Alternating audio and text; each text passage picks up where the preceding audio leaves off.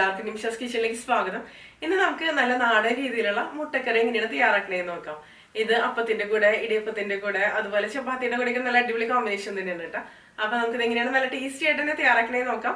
അതിനു മുമ്പ് നിങ്ങൾ ആദ്യമായിട്ടാണ് എന്റെ ചാനൽ കാണുന്നതെങ്കിൽ ഒന്ന് സബ്സ്ക്രൈബ് ചെയ്തോളൂ കേട്ടോ. സബ്സ്ക്രൈബ് ചെയ്താൽ മാത്രമേ ഞാൻ ഇനി അപ്ലോഡ് ചെയ്യാൻ പോണ വീഡിയോസിന്റെ നോട്ടിഫിക്കേഷൻസ് ഒക്കെ നിങ്ങൾക്ക് കിട്ടുള്ളൂ കേട്ടോ.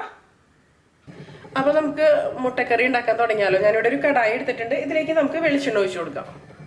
ഞാനിപ്പോൾ 2 ടേബിൾ സ്പൂൺ വെളിച്ചെണ്ണയാണ് കേട്ടോ അതിലേക്ക് ഒഴിക്കണത്. ഇതിലേക്ക് ഇനി നമുക്ക് 3 മീഡിയം സൈസിലുള്ള സവോള ചേർത്ത് കൊടുക്കുക. എണ്ണ നന്നായിട്ട് ചൂടായതിനു ശേഷം കേട്ടോ. ആവശ്യത്തിനുള്ള ഉപ്പും കൂടിയും ചേർത്ത് കൊടുക്കാം.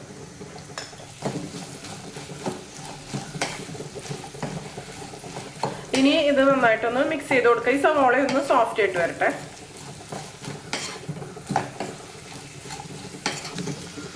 ഞാനിവിടെ അപ്പുറത്തെ അടുപ്പിൽ 5 മുട്ട പുഴുങ്ങാൻ വേണ്ടിയിട്ട് വെച്ചിട്ടുണ്ട് കേട്ടോ. ഇതിപ്പോൾ റെഡി ആയിട്ട് വന്നിട്ടുണ്ട്. നമുക്ക് ഫ്ലെയിം ഓഫ് ചെയ്ത് കൊടുക്കാം. അതിനുശേഷം ഇത് പച്ചവെള്ളത്തിലേക്ക് ഇട്ടതിന് ശേഷം തൊലി പൊളിച്ച് എടുക്കാം. ഇപ്പോൾ കണ്ടില്ലേ, സവോള ഒന്ന് സോഫ്റ്റ് ആയിട്ട് വന്നിട്ടുണ്ട് കേട്ടോ. ഇനി ഇതിലേക്ക് നമുക്ക് ഒരു മീഡിയം സൈസിലുള്ള ഇഞ്ചി ചതച്ചത് ഇട്ട് കൊടുക്കാം. പിന്നെ ഇതിൻ്റെ കൂടെ തന്നെ നമുക്കൊരു 3 പച്ചമുളകും മുറിച്ചിട്ട് കൊടുക്കാം.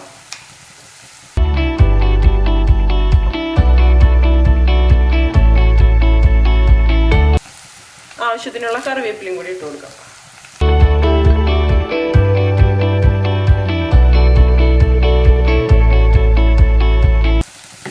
ഇനി ഇതെല്ലാം കൂടി നന്നായിട്ട് തന്നെ ഒന്ന് വഴന്ന് വരട്ടെ. ഈ സവോള ഒരു ലൈറ്റ് ഗോൾഡൻ ഷെയ്ഡ് ആവുന്ന വരെ നന്നായിട്ട് തന്നെ വഴച്ചെടുക്കാം. ഇപ്പൊ കണ്ടില്ലേ, സവോള ഒരു ലൈറ്റ് ഗോൾഡൻ ഷെയ്ഡ് ആയിട്ടുണ്ട് കേട്ടോ. ഇത് മതി. ഇനി നമുക്ക് ഇതിലേക്ക് മസാലപ്പൊടികളൊക്കെ ചേർത്ത് കൊടുക്കണം. 1/4 ടീസ്പൂൺ മഞ്ഞൾപ്പൊടി, 1/4 മുതൽ 1/2 ടീസ്പൂൺ വരെ ആവാട്ടെ, ഒരു കളറ് ആയിക്കോട്ടെ. പിന്നെ 1/2 ടീസ്പൂൺ മുളക് പൊടി, അത് നമ്മുടെ എരിവിനനുസരിച്ച്. പിന്നെ നമ്മൾ പച്ചമുളകും ചേർത്തിട്ടുണ്ടല്ലോ. പിന്നെ 1/2 ടേബിൾ സ്പൂൺ മല്ലിപ്പൊടി,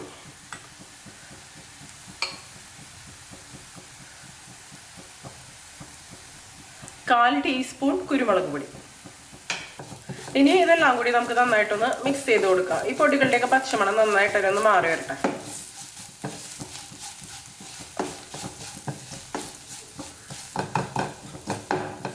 ഇപ്പോൾ കണ്ടില്ലേ, ഇതിന്റെ പച്ചമണം നന്നായിട്ട് തന്നെ മാറി വന്നിട്ടുണ്ട് കേട്ടോ. ഇത് മതി.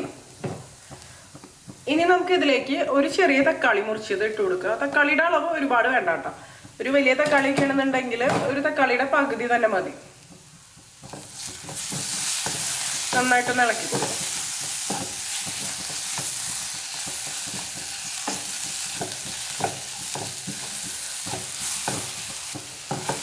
ഇനി തക്കാളി ഒന്ന് വെന്ത് വരട്ടെ. വേണമെന്നുണ്ടെങ്കിൽ അടച്ചു വെച്ച് കുക്ക് ചെയ്യാം, അല്ലെങ്കിൽ ഇതുപോലെ ഒന്ന് കുക്ക് ചെയ്തെടുത്താലും മതി.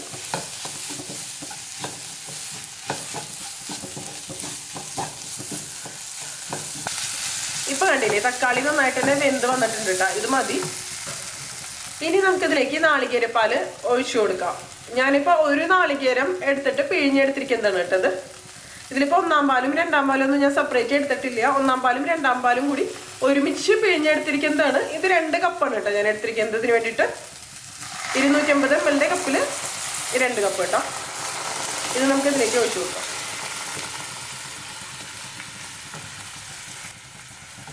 ഇത് ഒഴിച്ചതിന് ശേഷം നമുക്ക് നന്നായിട്ടൊന്ന് മിക്സ് ചെയ്ത് കൊടുക്കാം.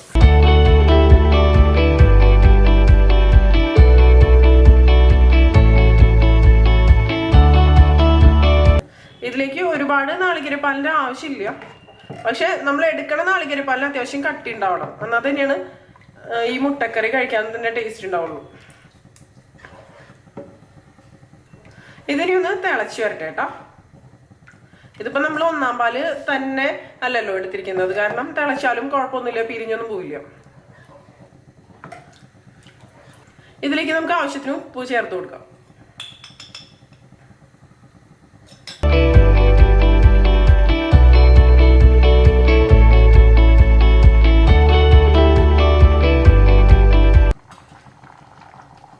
ഇതിപ്പോൾ ഒന്ന് തിളച്ച് വന്നിട്ടുണ്ട് കേട്ടോ. നമുക്കിതിലേക്ക് 1 ടീസ്പൂൺ ഗരം മസാല കൂടി ചേർത്ത് കൊടുക്കാം.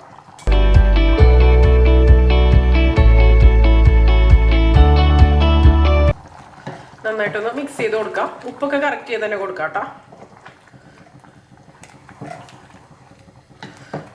ഇനി നമുക്കിതിലേക്ക് നമ്മൾ നേരത്തെ പുഴുങ്ങി വെച്ച മുട്ടയില്ലേ അത് ചേർത്ത് കൊടുക്കാം. ഞാനിപ്പോൾ 5 മുട്ടയാണ് കേട്ടോ ഇതിലേക്ക് ചേർക്കണത്. മുട്ട ഇതുപോലെ ഒന്ന് അതായത് ഒന്ന് മുറിച്ചിട്ട് കൊടുക്കാം. അപ്പോൾ ഇതിൻ്റെ ഉള്ളിലേക്കൊക്കെ മസാലയൊക്കെ നന്നായിട്ട് പിടിക്കും.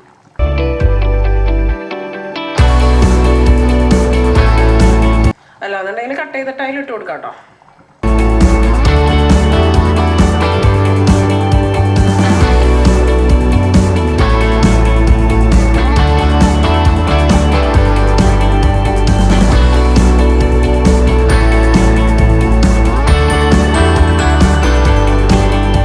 ഇനി മുട്ട ചേർത്തതിന് ശേഷം ഒരു 5-6 മിനിറ്റ് നമുക്കിതൊന്ന് തിളപ്പിച്ചെടുക്കാം ലോ ഫ്ലെയിമിൽ വെച്ചിട്ട്. അതുപോലെ ഗ്രേവി ഒന്ന് ചെറുതായിട്ടൊന്ന് കുറുകിയും വരണം, ഒരുപാട് തിക്കായിട്ട് വരണ്ട. ഇപ്പൊ കണ്ടില്ല, ഇത് തിളച്ചൊന്ന് കുറുകി വന്നിട്ടുണ്ട് കേട്ടോ. ഈ ഒരു രീതിയിൽ കുറച്ചൊന്ന് തിക്കായിട്ടിരുന്നോട്ടെ. ഒരുപാട് ലൂസായിട്ടിരുന്നാലും കഴിക്കാൻ അത്രയ്ക്കൊരു ടേസ്റ്റ് ഉണ്ടാവില്ല.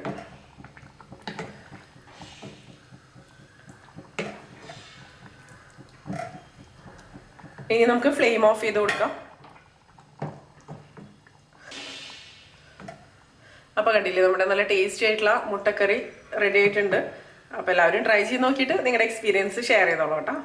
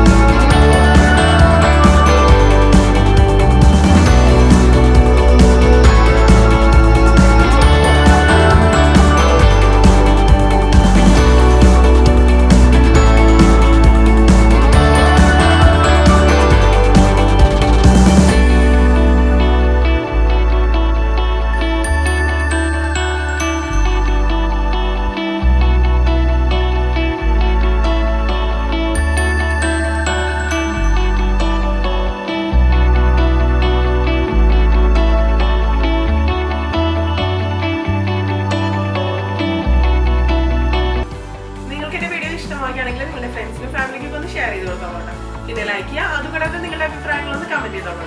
അപ്പൊ മറ്റൊരു അടിപൊളി റെസിപ്പി ആയിട്ട് നമുക്ക് വീണ്ടും കാണാം.